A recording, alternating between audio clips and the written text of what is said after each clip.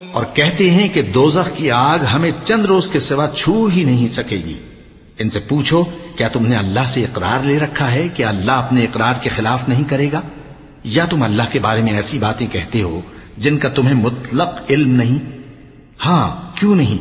جو برے کام کرے اور اس کے گناہ ہر طرف سے اس کو گھیر لیں تو ایسے لوگ دوزخ میں جانے والے ہیں اور وہ ہمیشہ اس میں جلتے رہیں گے، اور جو ایمان لائیں اور نیک کام کریں وہ جنت کے مالک ہوں گے اور ہمیشہ اس میں عیش کرتے رہیں گے۔ اور جب ہم نے بنی اسرائیل سے عہد لیا کہ اللہ کے سوا کسی کی عبادت نہ کرنا اور ماں باپ اور رشتہ داروں اور یتیموں اور محتاجوں کے ساتھ بھلائی کرتے رہنا اور لوگوں سے اچھی باتیں کہنا اور نماز پڑھتے اور زکوٰۃ دیتے رہنا، تو چند آدمیوں کے سوا تم سب اس عہد سے منہ پھیر کر پلٹ گئے۔